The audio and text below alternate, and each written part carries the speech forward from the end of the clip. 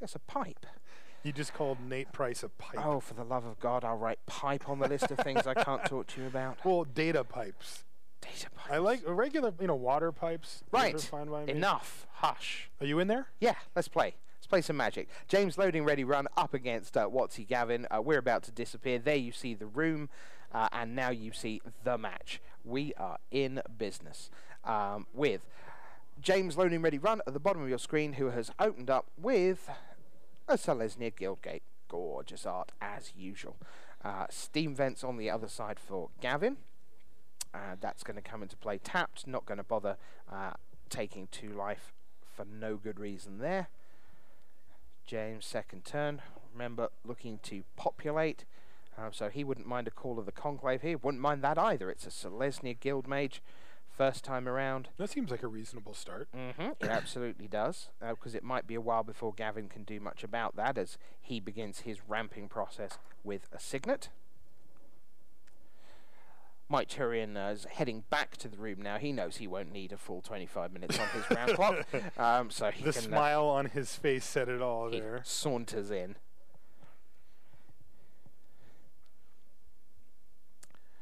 So Selesnya Guild Mage piles on in for 2. First damage of the match. Remember, this afternoon we have multi-ball. Multi-ball coming your way, which is very, very silly. Can we put multi-ball on the list? Things I can't talk to you about? Yeah. I mean, if you say it like that. You don't play pinball, do you? Not really. Yeah, I can tell. I mean, is there a Magic pinball game? Not as far as I'm aware. Because I would play that one. Because you can customize tables. Oh, you can? Yeah, of course you can. You just rip open, you take the glass out and populate it with your own art. Sorry, that wasn't that wasn't intentional. That was just a word that was in my head. I actually like that pun because you just sort of you didn't overdo it. It was yes. You see, it's not a pun unless it's deliberate. Otherwise, it's just like an accidental combination of letters. Huh. Yeah. So we should do that. Okay. I will attempt to marshal my thoughts. Now, you see, that was deliberate. It was a pun. I didn't like it. No, but it was a pun. It was a pun. Let's move on. Selesnya Guildmage up against 94 signets for Gavin Verhey. That is what ramp looks like at the top of your screen right now. James, meanwhile, is struggling because he has 2 lands, neither of which are basic, neither of which get him to the kinds of mana that he would want. So let's see what he does. He sends in a Selesnya Guildmage, but unless there is something else in this main phase, preferably involving a land and a spell, well, there is a land, okay. Do we get a spell as well, James? 6 cards in hand? Looks like we do. Okay, what's going on here? 1, 2, 3. Ooh, okay. Glare of Subdual. So you tap an untapped creature you control to tap target artifact or creature. Now, if James can ever get to populate a bunch of things, or start using Vidugazi the City Tree to churn out Saprolings, or the Guildmage to churn out Saprolings, eventually he's going to be in a position where he can tap all these signets over here at the start of Gavin's upkeep, which could be pretty important, because Gavin relies on this mana acceleration. Yeah, it certainly it represents half of, or over half of Gavin's mana base right now. Or half. I'm taking a look at the Dan Emmons versus John Laux match that we were mentioning a minute ago, and we saw a Castigate from John Laux, which exiled a Doubling Season on turn 2. So it looks like John has a full idea of what's going on with Dan Emmons' deck. He got a chance to see his entire hand, and he in fact took the Doubling Season away.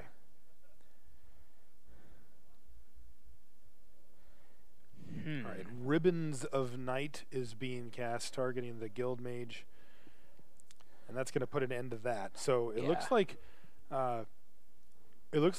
James is going to have to find a way to make multiple Saprolings or something. And if he does, he can start locking out Gavin's mana in a really efficient fashion. Must say, Jonathan Kaiser, I'm going to disagree with reality with you. Your tweet, all right, community, you gave them a sense of security, now take them down. Is that the plan? I don't think that's what actually happened in the last hour or so. Right. I don't think so. I'll believe him. So Glare of Subdual, but with no support for it currently for James at the bottom of your screen. Oh, that's better. Let us scatter the seeds. All right, so right away we see exactly what he had hoped. Now he should have a stop on his upkeep. He does not. Oh, because you go tap it down, tap it down, tap it down. That's right. Those Saproings aren't doing anything and anyway. Gavin's left with like 2 mana here. Well, that's 4. Oh, sure. yeah. 2 lands. But 2 lands, yeah. That's right. And it does limit what he can do. It also cuts him off with black mana. Oh, James, you gotta use that glare. Certainly no creature that Gavin casts this turn is worth... No, it doesn't need to be tapped down. There's nothing with haste or anything, I don't think. Yeah. This matchup between Dan Emmons and John Laux is kind of funny. John has 7 cards in hand and 6 mana sources, and Dan Emmons has 5 cards in hand and has 1, 2, 3, 4, 5, 7 mana sources, and neither of them have any permanence other than that.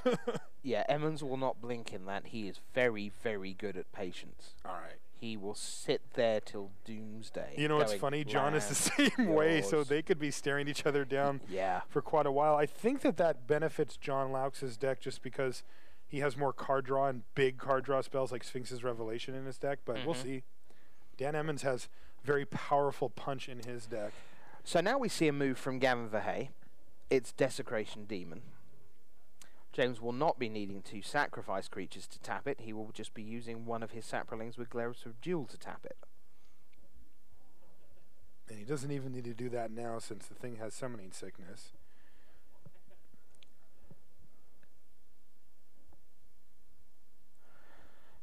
Glare of Subdual features in my most embarrassing coverage moment of all time, which was where I was... Can I look that up? Or? No, it's not. It's not in the coverage, I'm delighted to say. Oh, okay. No, Craig Jones had a very suboptimal sealed deck, but it had Glare of Subdual in at a Scandinavian GP. And I was just wandering by the feature match area where he'd just finished game 1 against Tiago Chan, and he'd won the first game. So I just raise my eyebrows, we do, and he puts his thumb up, and I just say without thinking, glare or no? Like, did he use the glare to win? He might not have shown it. Yeah, and obviously he hadn't played it in game 1. Oh, Tiago didn't know that he had a Glare of Subdual, and nightmare. That's not the worst, although that is... Yeah, I wouldn't be happy about it, but...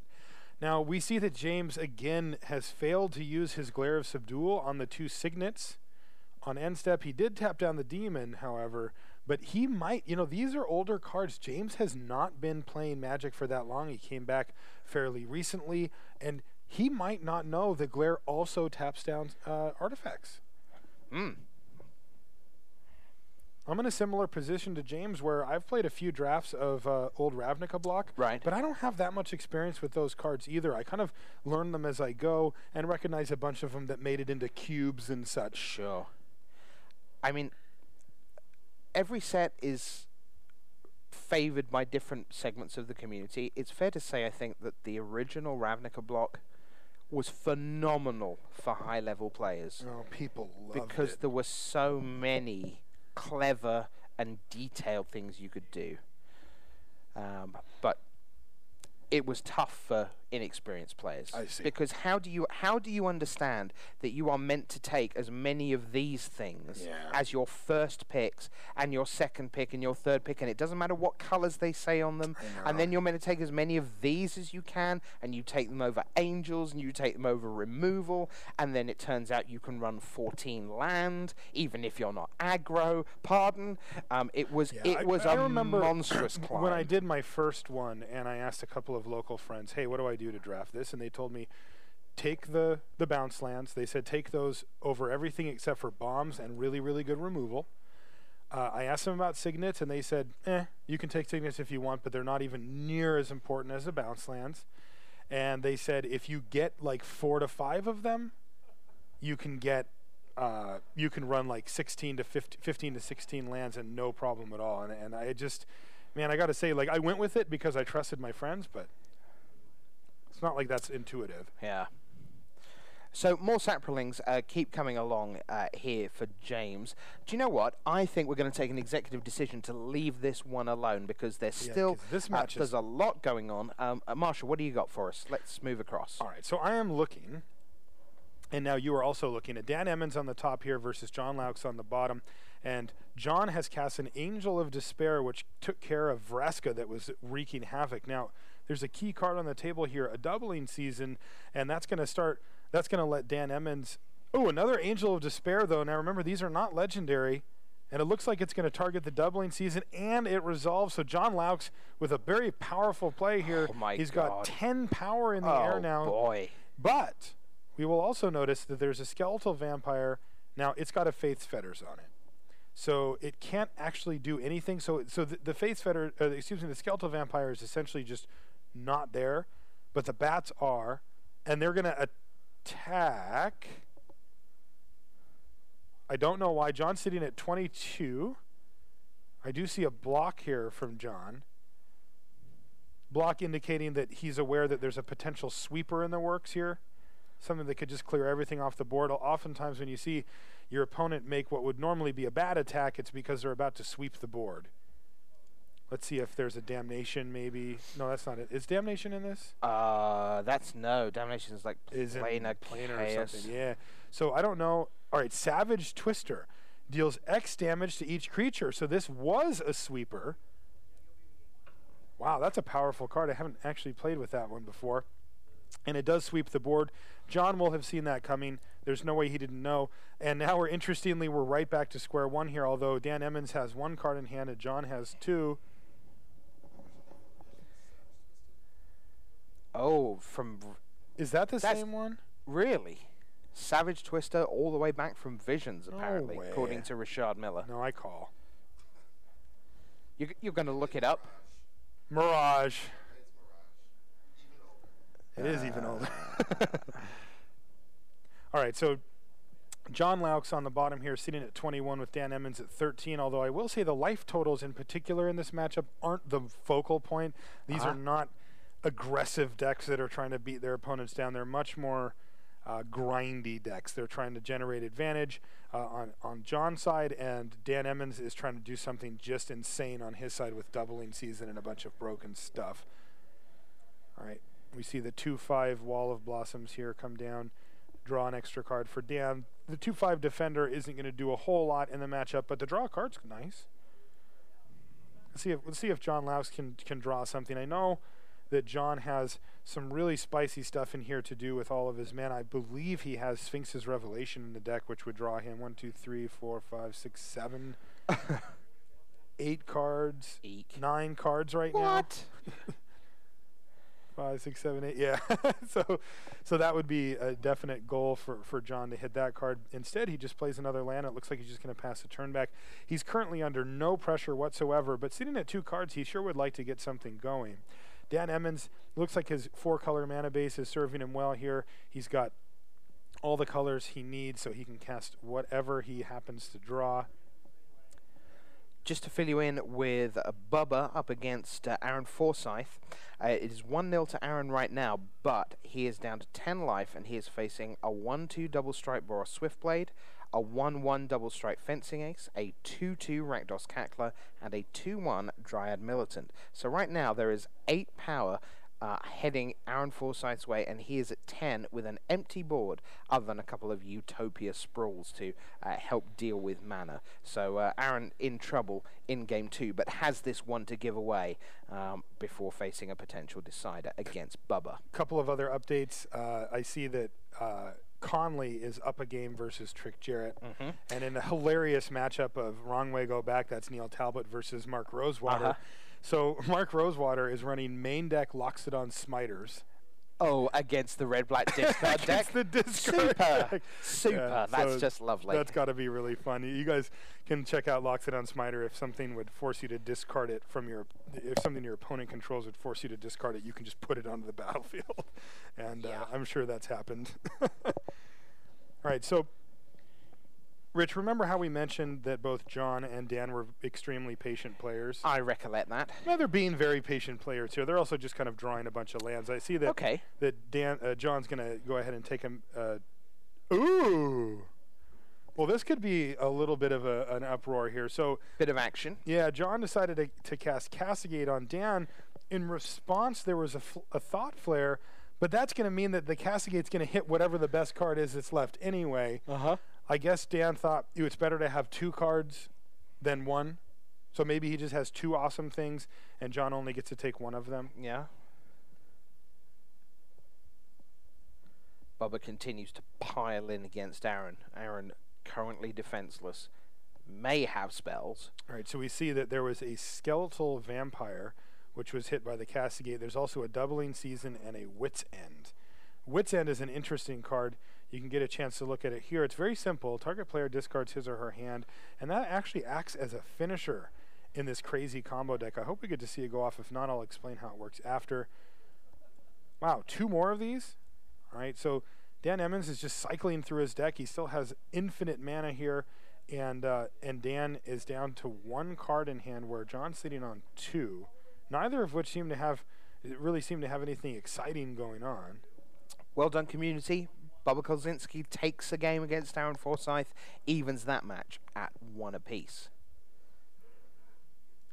I also see that Sean G is up a game versus Heath Newton. All right, let's see what John does here. Oh, he's tapping a bunch of mana. This could be something big. It is. It's huge. It's Angel of Serenity. He's going to get back 2 Angel of Despairs from his graveyard to go underneath the Angel. I don't think he's going to bother with these walls. Bless you. Bless you again. Excuse me. Yeah, you're excused. You're welcome.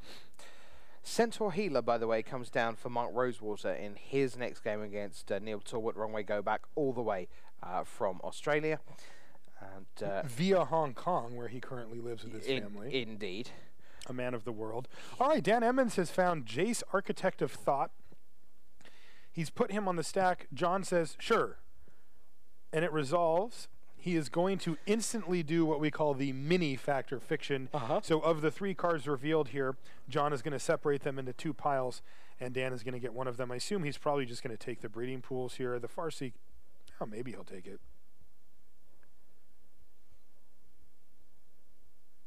Yeah, he took the Farseek. He's going to search up probably one of those Breeding Pools. But right now he's got big problems because the Angel of Serenity is a 5/6 with flying, as you can see here now. It has a bunch of other sweet text, but right now it's just a 3-turn clock, and it's going to beat down Dan in short order here to finish the game for Laux if Dan can't find something to do about it. Now, the good news, or the bad news, doesn't end for Dan facing down a 3-turn clock. If he does find a way to deal with it, he then has to face 2 Angel of Despairs coming down after that. And yeah, he's in a very tight spot here. Yeah. Everyone's at 13. Laux up at 21. So John decided to take out Jace, Architect of Thought, before delivering the beats to Dan Emmons.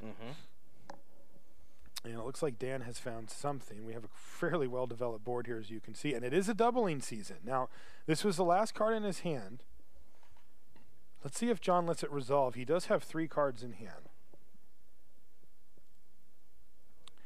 Now, the fact that Dan has 0 cards in hand means that this Doubling Season is not nearly as impressive as it could be, and John doesn't have quite as much to fear, but he still only has him on a 3-turn clock, so that's 3 draw steps that Dan can do crazy things with Doubling Season.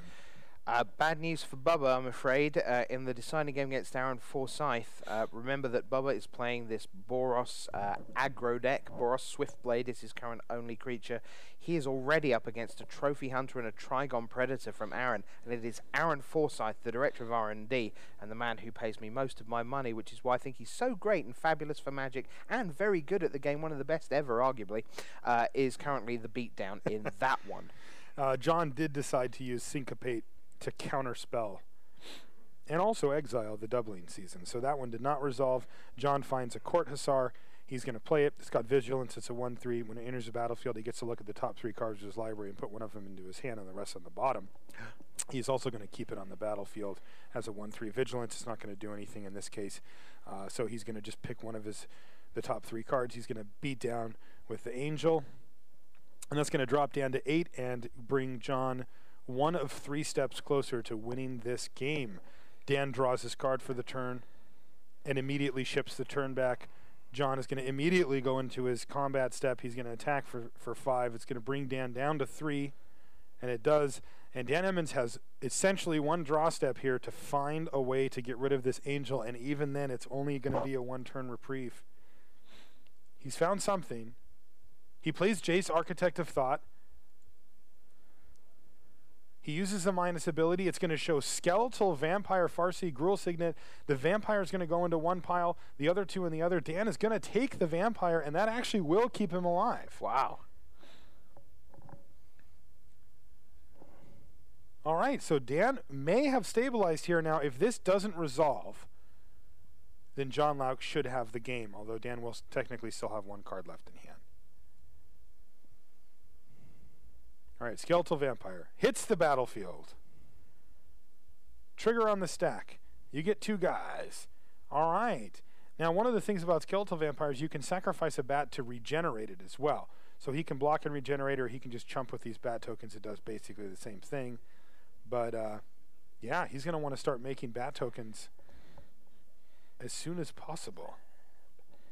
And he can actually do that. So given the current board state, if nothing changes, Dan can hold off this Angel of Despair forever. Big word. Forever. Small brain. All right, bat gets in the way. He's just going to chump block with the bat. And it looks like John does have a follow-up play here, however. Right now, Dan Emmons cannot activate 1, 2. Yeah, he cannot activate. And Supreme Verdict is going to wipe the board. Oh, boy. Yes. Now, this is going to leave the Skeletal Vampire up, though, because it can be regenerated. Yeah, but you know what else is coming back, right? We've got 2 Angels of Despair. Yeah. So I think he's going to use 1 to finish off the Vampire. The regeneration shield has already resolved, and he can now take out the Vampire, and if he wants, he can even play a 2nd Angel. I'm assuming here these are all Godless Shrines. I think he's got enough mana to play both. We'll take a look here if he wants. And all right, so the first one's on the stack. Comes in. Ability's going to target the Vampire. The regeneration shield's gone, so it dies. And does he have enough mana? No, he does not have enough mana to cast a 2nd, and even then he might not have done it.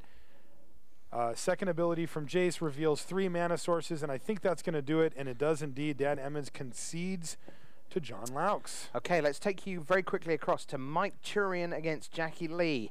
You don't need to know much about Magic to see that that board is bad news for Jackie right now, because look, there's a Frenzied Goblin there for Mike Turian. There's a Gorehouse Chainwalker that's been unleashed. It's a 3-2. Never mind that it can't block. That one can't block either. It's 3-2. And that can't block. It's a 2-2 Rakdos Cackler. Jackie is down to 11 right now, and she has 5 land in play, and that is not enough time to get a Plague Boiler going to blow up the universe. She's got 5 cards in hand, while Mike is down to just 2. But at 11 life, Jackie is in a lot of trouble. There's 9 damage sitting on the other side of the table right now, as we're in Jackie's main phase, as you see there at the bottom of your screen. So the matches keep coming in.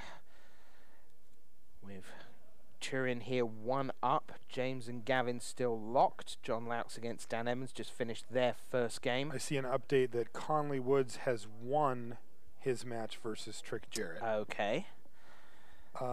Also, Mark Rosewater looks like he sealed the deal against Neil. Right, okay. He's gone the distance. Nope, sorry. They're 1-1. Yep, they're tied up. Right. Well done, Neil Tillwood, bringing that back to 1-1. Somehow. Uh-huh. How did he do that? So here's doubling season for Jackie, which is one of those things we said Mike Turin wouldn't care about, particularly. And let's see, is she going to get a chance to do something with that doubling season? Turin assembles the troops, piles them in. That Frenzied Goblin can, this turn, say nothing, can't block, but subsequently If Jackie does make a potential blocker, that Frenzied Goblin will be an issue. Are we going to see a finishing riposte here from Mike Turian? He's spending 3 mana right now. Jackie down to just 2. What are we going for, Mike? 3 mana, 2 red, 1 black, you see? And where does he go? 4 mana, 5 mana. Oh, 4 mana? I just put that into play, tapped, and then here we go with boom, Demon Fire for the win. Whoa! Mike Turian takes the match over Jackie Lee. All right, and now I just got to see the last game. It just ended of Smitty versus Shea, and Smitty takes that one down with on the back of 2 giant Solifuge, and he wins the match. Wow! So that's another win for Watsy. Turian wins, Shea wins. I'm checking up on the original match, one of the originals we had, which was Gavin versus James, and there you see the room. Jackie heading over across Mark Gottlieb, the former rules manager. You also see James in the baseball hat there. And everybody's crowded around his screen. Yep, you've got Heath there sitting down. Now, here we are with that Gavin-James LRR match. And you've got a Centaur in play, courtesy of Call of the Conclave. This is an interesting one because I see that Gavin's only got 3 cards in his hand, where James has 6.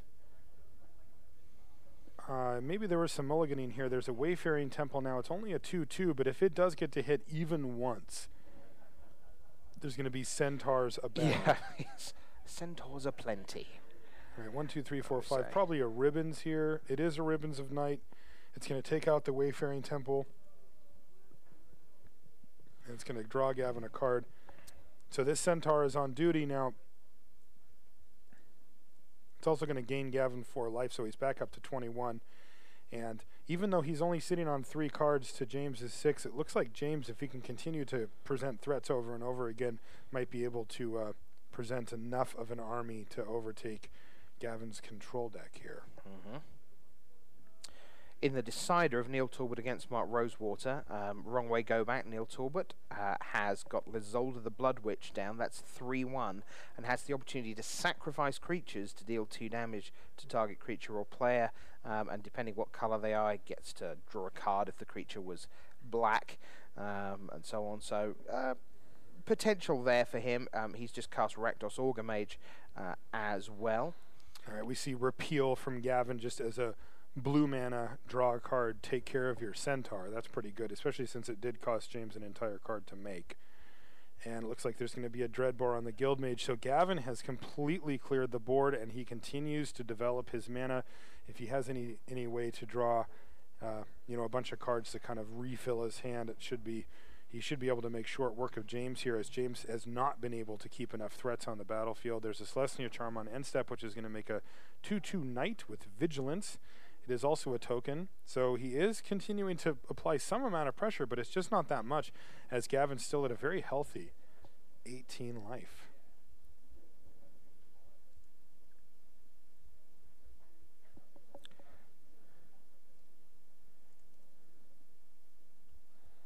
All right. We saw in the room shot a little bit ago that everybody's helping out James right now. It looks like he's going to take this chance to just main phase Scatter the Seeds. He's just going to run it out there. He doesn't want to get it counterspelled, and he's going to make 3 Saprolings as a result. So right now he's sitting there with 5 power. Now that is a reasonable clock, but that's also assuming that these creatures all are still alive. I think we're going to see a Amizium Mortars here. Maybe a Rakdos' return. It is a Rakdos' return. X equals 5 is going to drop James all the way down to 15. Not a big deal, but it is going to make him discard a second Scatter the Seeds and a Supply and Demand. That's fine. He still has his presence, and if that was the best thing that Gavin could do that turn, Gavin's maybe even not in the best position here, as he's going to drop to 11 life. And James is going to say land go after that. So this is a key spell here for Gavin Depending on what he plays here, it looks like he's playing something. He's going to play another Ribbons, presumably target the Knight. That's going to get him back up to 15, draw a card. And these Ribbons, while clunky at 5 mana, in this block format are doing a lot of work. We see that once James makes his decisions, he's been attacking much quicker, and I think he's cognizant of his clock here, as it was an issue in the last round. All right, battle. That's going to put Gavin down to 12, and James has 1 card in hand, which he decides not to cast. He just passes the turn back. Rakdos' return has been pretty impressive, even though Gavin hasn't got to do it in just like a ridiculous position. It's definitely taken out multiple cards each time and dealt some damage as well. All right, here's the Mizium Mortars.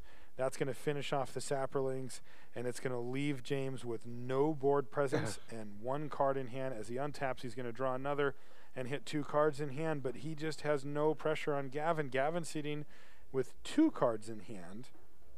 Yeah, this is turning into a good one. This is kind of a good old-fashioned control versus creature fight here. The question is, so he's going to sneak a Collective Blessing in here. That would have been super sweet because it would have made all of his guys 4/4s, and it would have been lethal if he could have done that sort of as an overrun effect. Yeah.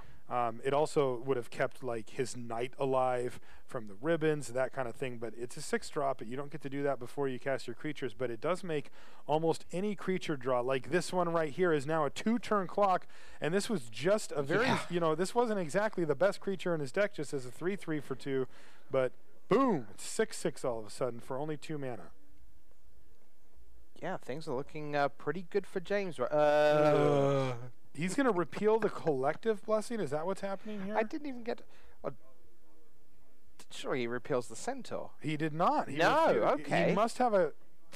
No, I can't imagine that he has a counter... Oh, that was on end step, so he might have a counter spell in hand.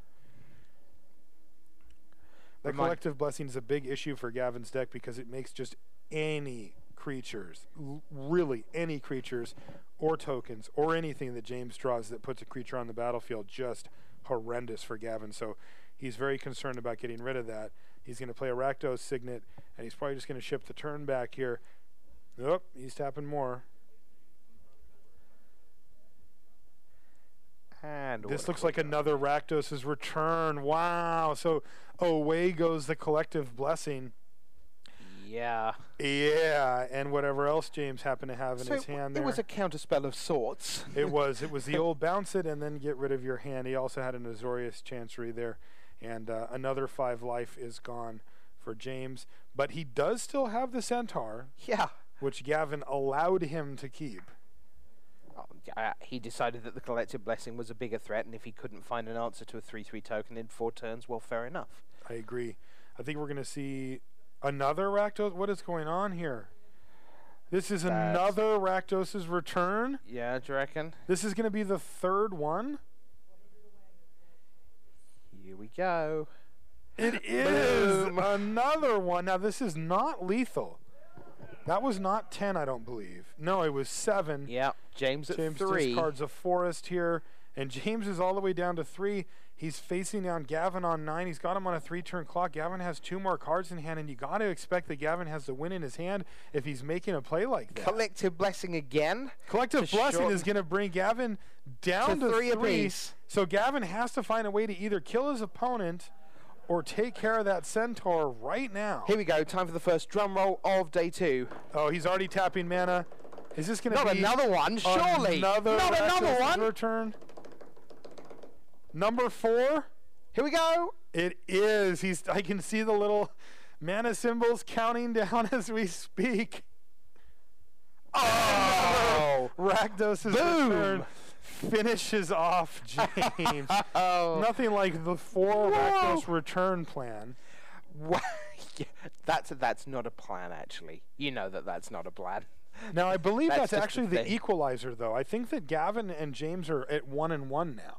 Okay.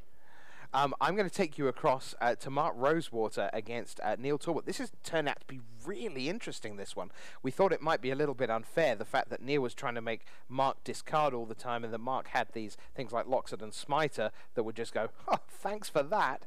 And my heart was in my mouth a little bit when Neil cast Fall from Rise Fall earlier on.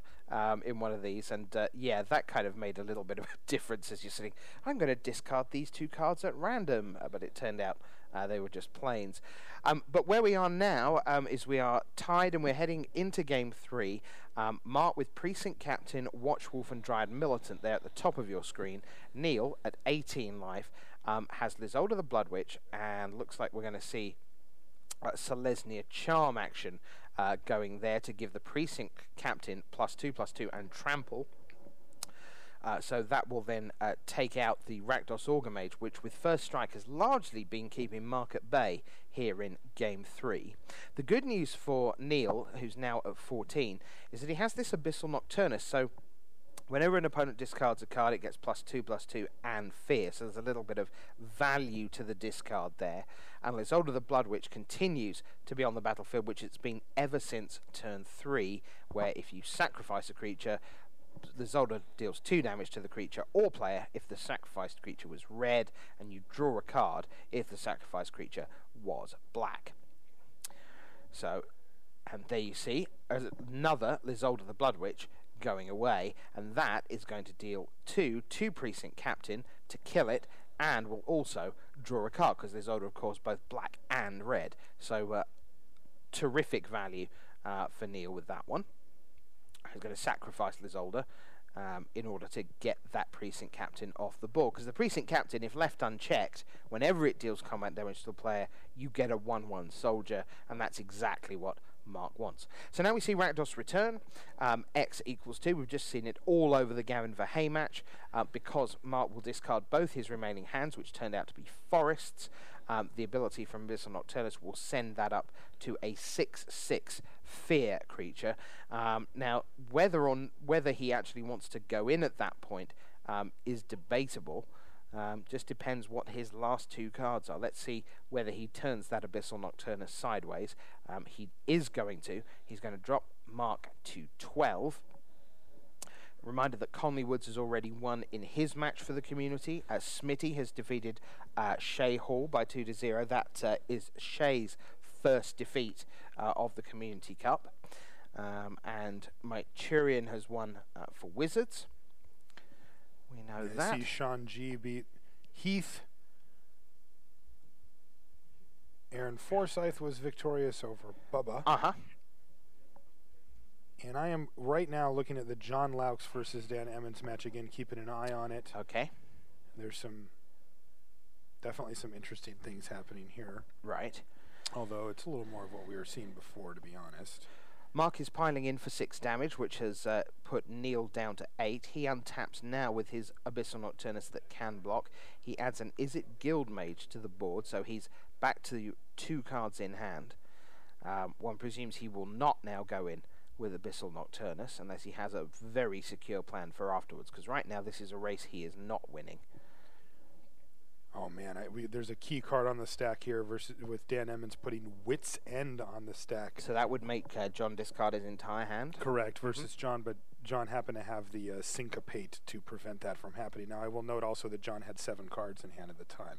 So that is one that you would like to Syncopate. Sure. John falls down to 5 life. There's a Simic Sky Swallower beating him down and representing death next turn if John can't find an answer. Wouldn't surprise me if we're there relatively soon, because the problem for Neil is that now that Mark has Vidugazi, the City Tree, you see it up here, plus a total of 5 land, including the City Tree, that's a free 1/1 sapling every turn. So that just increases Mark Rosewater's board. And because he can make it at the end of turn, it isn't summoning sick, of course, and so in comes Watchwolf, Soldier, Saproling, Militant. That's a lot of damage right there. That is 7 out of the 8 life currently available, and the best plan, I guess, for the Abyssal Nocturnus is to trade off with the Militant, maybe to kill off a Soldier, but in either case, still lots of trouble, and he's going to soak up as much damage as he can. That looks like Neil's plan, going to put it in front of the Militant. and he will take 5 and drop to 3. And we know he didn't have a play last turn with those same 2 cards in hand, so he is really looking for help from the top of the deck. Again, that Vidugazi City Tree ready to make free creatures for Mark. So he doesn't need lots of cards right now, which is fine because he has none in hand. So we head back to Neil, who is struggling here, facing lethal damage on the other side with a token waiting in the wings to make a 4th attacker on Mark's next turn. So, do we have an end of turn action from Neil Talbot? We do not. He goes through his upkeep into his main phase. He's got up to 3 cards in hand. Needs to do a lot of work with those 3 cards, or it's going to be game. Shrieking Affliction, well, that will cause Mark to lose 3 life during his upkeep because he will have 1 or fewer cards in hand, but that will not prevent Neil from dying. That is not a race changer. He goes through his non-existent combat. Does he have anything else with that 6 mana available? Let's see what he does. Main phase. Come on, Neil, put something down. No, he goes end step, which means we're going to see another token, courtesy of Vidugazi, the City Tree. Mark Rosewater, I think, is closing in on victory here. Neil has to have something pretty extraordinary with those 2 remaining cards in hand as Mark Rosewater untaps. And the ability from Shrieking Affliction will send him down to 9 life. He will then draw, so Shrieking Affliction, should there be another turn, would put him down to 6. What can Neil do to stay in this one? He allows Mark to enter combat. Here comes the red zone. Watchwolf, Soldier, Saproling. In comes the team. 6 damage is waiting right there. Neil needs to deal with 2 of these, the Watchwolf and at least 1 more, at instant speed. Rakdos Charm. Each creature deals 1 damage to its controller. 4 of them. That puts Mark to 5. Now what? Have you got anything else, Neil, with your 1 card? Block? No. Damage? Oh, that's game. Mark Rosewater takes the match. Neil Talbot falls to -3, and Mark Rosewater is victorious. All right, now in other news, we have John Laux versus Dan Emmons. We've been keeping an eye on this, and that is now even up at a game apiece, and they are entering into game 3 right now. John Laux is deciding whether or not he wants to take a mulligan in this game, and you can see Conley hovering over John, along with Smitty sitting right there next to James. Yep. And you've got Bubba, Heath, and our own coverage, Nate Price, checking it out and seeing what's going on. Now, it looks like John is kept, and yeah, we can come over to the match here. John leads with the Godless Shrine. It's going to enter the battlefield tapped. There's one other match going, James versus Gavin. I believe that they're 1-1. Okay, I'll take a look at that one.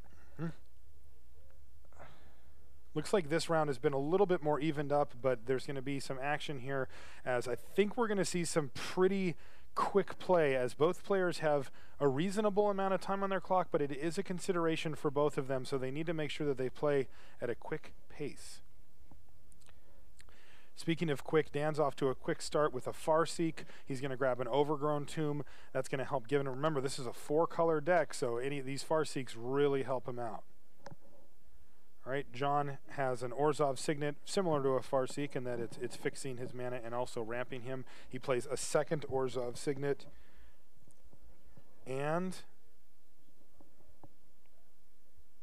a Court Hussar. All right, so Court Hussar's abilities both trigger. It looks like he's going to get to keep the Court Hussar, but more importantly, he is going to be looking at the top 3 cards of his library and putting one of them into his hand. The rest are going to go on the bottom of his library. All right, so he has a Court Hussar. It doesn't do a whole lot in this matchup as far as attacking and blocking. It might get in for a damage or 2, but it's going to help him craft his hand such that he can keep Dan Emmons off of his key combo, which involves Jace, Architect of Thought, and Doubling Season. We haven't seen it on camera yet. I'm hoping we do, even though it happens to be in Dan's deck this time. Both teams did find this combo. Court Hussar enters the red zone, quite literally there, and bashes for 1 damage point. John Laux, he's going to play a Dimir Aqueduct, and he's going to bounce an island. Does he have a follow-up play, or is that it? That's it. He's just going to ship the turn back. Now we see Dan Emmons' clock turned gold there. That's warning him that he's under 5 minutes. It's something to consider, but 5 minutes on Magic Online is actually a long time. Nightmare Void. Target player reveals his or her hand. You choose a card from it. That player discards that card. Wow. He got a Debtor's Knell out of John's hand, which is going to be huge here. And Nightmare Void also has Dredge. So if he wants, he can do that every turn and just tear John's hand apart. He's going to need to find a Syncopate or something to deal with that. Meanwhile, John gets in for 1 damage.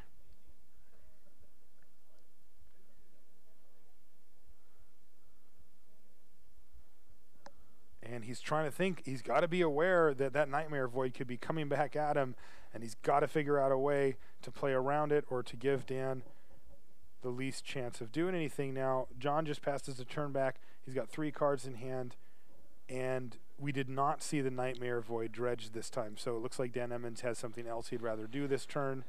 What is it going to be? Vraska the Unseen, and she resolves. She comes in with 5 loyalty counters. He immediately +1s Vraska, however, in this case, and that's going to put her at 6 loyalty and dissuade the Court Hussar from attacking. Time for a quick edition of Good News, Bad News here at the Community Cup. Good news, James Loading Ready Run has 7 Saprolings in play. Bad news, Gavin Verhey has Niv Mizzet, Draco Genius, and 10 mana. Ugh, Niv Mizzet's favorite snack, apparently a Saproling token. Though, to be fair, looks like we're going to see... we just saw a blowout on camera here. Sphinx's revelation on end step for John Laux dispelled by Dan Emmons. Oh, beatings. Full tap out. Which 1 spell? mana. Dispel. Ah. So John is still on the Court Hussar beatdown plan, although he's going to send it over to Vraska to keep her loyalty counters in check and just pass the turn back with 2 cards in hand. Nightmare Void still in the graveyard for Dan Emmons. He's still content to just keep plussing Vraska. I don't know if he's trying to go for the ultimate on Vraska or if he'd rather... I mean, he could start using it to take out some key lands. Now it's time for another edition of good news for the community, because Celestia Charm says buy Niv Mizzet, and at that point, all the Saprolings pile in and Gavin's in big trouble. Go on, James Loading Ready Run. You can do this. All right, now back on the feature here, we have Skeletal Vampire for Dan Emmons, and John Laux has passed the turn after playing a Godless Shrine, it looks like. So John's in big trouble here. Okay, so he did dredge the Nightmare Void this time. He takes an island from John, leaving John with 1 card in hand. John is clearly flooding here, and Dan is going to crash in for 5 damage. That's going to represent 1/4 of John's life total, and he still has Vraska sitting on 7. He can ultimate Vraska if he wants. I think what we're going to see here is Nightmare Void is going to be dredged. He's going to play it, and then he's going to decide if he wants to ultimate Vraska, because it gives John basically 1 draw step to hit a sweeper. Mizium Mortars, Overload, 8 for 1. Oh, no. See ya. The board is now empty. So you're telling me that's a good card. Okay. Apparently. All right, and looks like Dan has crashed in again. He's got him on a 2-turn clock. He's just going to tick up Vraska again. He's not worried about making any assassin tokens because the Skeletal Vampire is going to start creating extra vampires, and he can do it himself. John plays a land, and it looks like he's just passing the turn back. I think he might just be drawing a bunch of lands here. He is still in his second end step, and I'm curious to see if we see that Nightmare Void. You can see it right here. Indeed, it does get dredged back. It's in Dan's hand. He's going to play it right now. Man, that Dispel is just devastating on John's end. It's going to take another land away from John, who's, again, clearly flooding. He's got 0 cards in hand at this point. He's taking 5, and Dan just needs to survive. Just needs his bats and friends to survive for 1 more turn to finish off John Laux. Vraska goes up to 9. Okay. Upkeep, draw. John has 1 turn here to do something. If he can... All right, he's casting... It looks like he's going to cast something here. He's drawn Angel of Despair. It is on the stack right now. Wow. Dan only has one card left in his hand, and I don't think he's running too many counter spells outside of that Dispel. It does resolve. Now, what is John going to blow up here? He's going to take out Vraska, because otherwise Vraska could just kill the Angel. 1, 2, 3, 4, 5. So looks like Dan Emmons is going to make a bat. He sacks a bat to make 2 bats, so he nets 1 bat. And John passes the turn back. He is still alive as the board sits. Wow. Now, we're noticing here that Dan Emmons is at 1 minute and 26 seconds as well, so he's got to deliver some beats here, and it looks like he's just going to crash in with everything. The Angel's going to get in front of the Skeletal Vampire, and John is going to drop to 3 life with 1 draw step to go here.